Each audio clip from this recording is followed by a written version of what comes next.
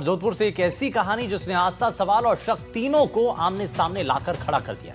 कथावाचक साध्वी प्रेम बाईसा की संदिग्ध मौत और मौत के वक्त क्या हुआ, कौन साथ था, इंजेक्शन क्यों लगाया गया और सबसे बड़ा सवाल, हर बयान आखिर अलग क्यों है, जरा इस रिपोर्ट में आपको दिखाते हैं।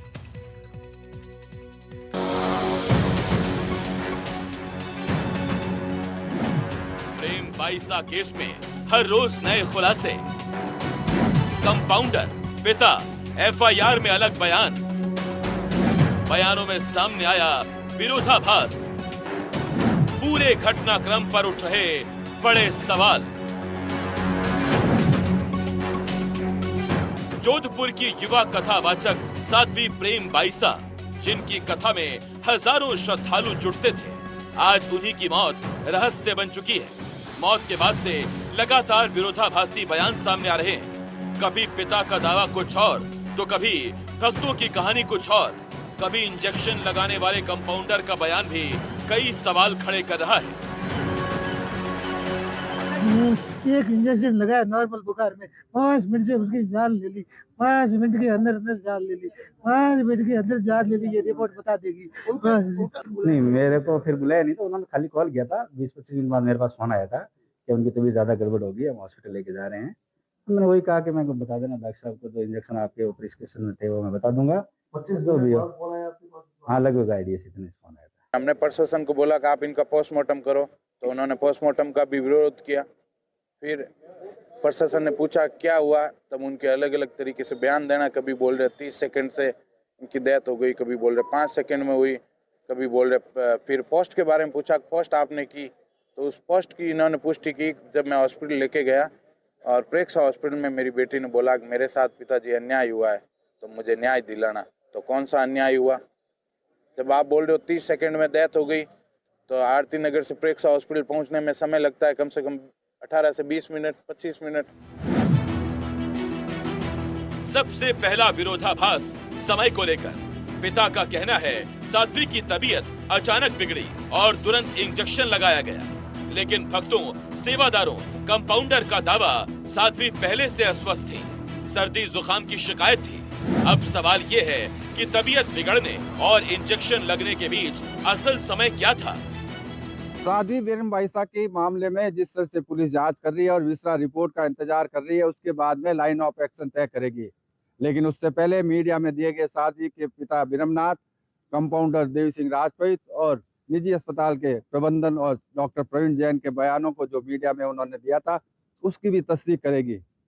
पुलिस इस मामले में हर एंगल से जांच कर रही है और पुलिस जिस तरह से जो मीडिया में उन लोगों ने बयान दिए थे और जो समय का विरोधाभासी बयान सामने आया था, उसको लेकर भी सामने बैठाकर पूछताछ कर सकती है। जोधपुर से एनडीटीवी के लिए अरुण हर्ष की रिपोर्ट। इंजेक्शन से मौत को लेकर पिता के बयानों में विरोधाभास क्यों है? कभी 5 मिनट तो कभी 9 मिनट में मौत की बात क्यों की? कंपाउंडर का बयान इन दावों से क्यों नहीं मेल खाता है? साध्वी के पिता ने पोस्टमार्टम करवाने से क्यों इनकार किया था? बयानों और आरोपों के चलते साध्वी प्रेम बाईसा की मौत का मामला और उलझता जा रहा है। जांच एजेंसियां अब टाइमिंग, मेडिकल प्रक्रियाओं और बयानों की सत्यता की गहन पड़ताल में जुटी। साध्वी प्रेम बाईसा की मौत सिर्फ एक मौत नहीं, बल्कि सवालों का जाल है। अरुण हर्ष की रिपोर्ट, एनडीटीवी राजस्थान।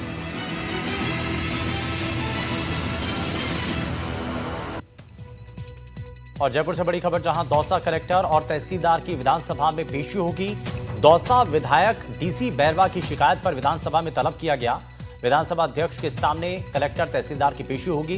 विधानसभा अध्यक्ष वासुदेव देवनानी से कांग्रेस के विधायक मिले थे। तहसीलदार के बर्ताव को लेकर शिकायत की गई थी और इस शिकायत के आधार पर गुरुवार को पेशी होगी, ये इस बीच जानकारी मिल रही है। तो दौसा कलेक्टर और तहसीलदार को सदन में इस दौरान जो है पेश किया जाएगा। तहसीलदार के बर्ताव को लेकर के फिलहाल ये पेशी होगी। दौसा विधायक जी ने एक वीडियो हमें दिखाया, उस वीडियो का परीक्षण कराया जाएगा, उसमें सत्यता क्या है और जो भी नियमों में प्रावधान होंगे उसके तहत कार्रवाई की जाएगी। राजस्थान में जैसलमेर के रेगिस्तानी इलाकों में पोलो घोड़ों पर नहीं बल्कि ऊंटों पर खेला जाता है। ये पारंपरिक खेल पिछले 4 दशकों से यहां होता आ रहा है और खेल प्रेमियों की काफी इसको आकर्षित करता है। राजस्थान के लोगों के लिए ऊंट का विशेष महत्व है और प्रतियोगिता के लिए सबसे बेहतरीन ऊंटों का ही इस्तेमाल किया जाता है। प्रतियोगिता के दौरान खिलाड़ियों को जिस ऊंचाई से गेंद को संभालना होता है, उसे देखते हुए उन्हें बेहतरीन तकनीक की जरूरत होती है।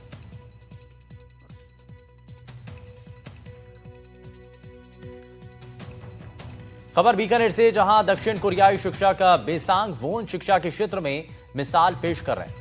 बेसांग वोन दक्षिण कोरिया के एक सरकारी स्कूल में बच्चों को कोरियन आर्ट सिखाते हैं। वो पिछले 20 साल से हजारों किलोमीटर का सफर तय कर हर साल राजस्थान के खूबसूरत शहर बीकानेर आते रहे हैं। अपनी हर यात्रा के दौरान वोन कई हफ्ते शहर के मशहूर मिनिएचर आर्टिस्ट महावीर स्वामी से लघु चित्रकला के गुर सीखने में बिताते हैं।